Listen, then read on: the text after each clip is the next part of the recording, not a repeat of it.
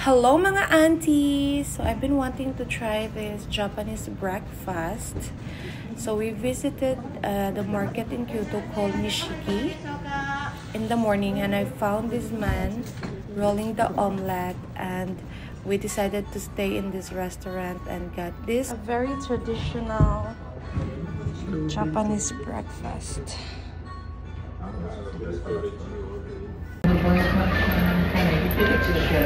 Good morning mga auntie. Oh my god, I love the lighting.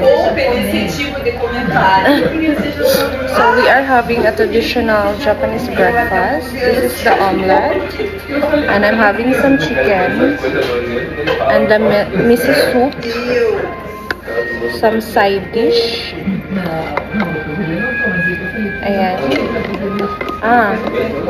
I think this is squash and spinach. I'm not sure about this one. Malalaman. And coleslaw. And some rice, of course. So, let's try the rice first.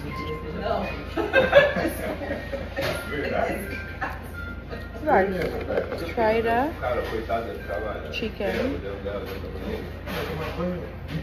Parang ang weird kumain ng chicken sa breakfast, no? Or usually bread, ganun lang.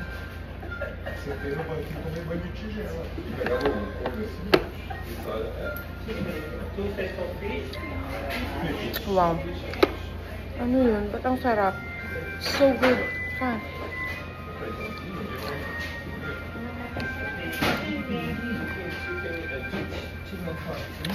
Ang sarap ng chicken.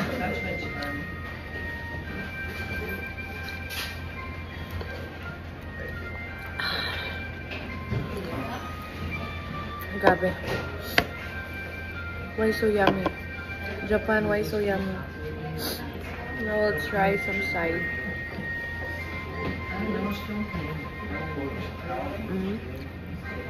What's this? Parang langka. The bamboo shoot.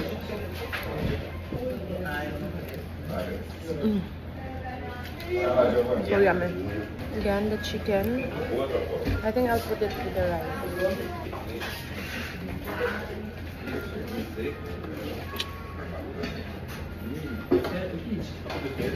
Grabe.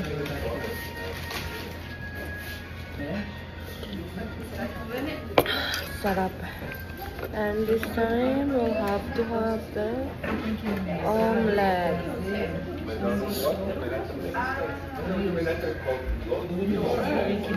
Ang laki. Kiber.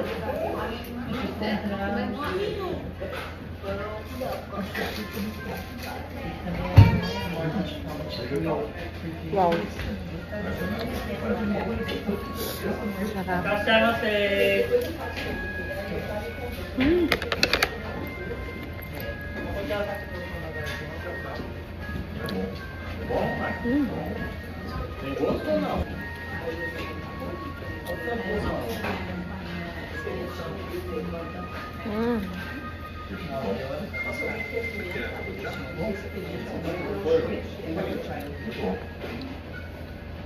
Ang sarap lahat. All of this is 1,100 yen. Diba, ang mura lang.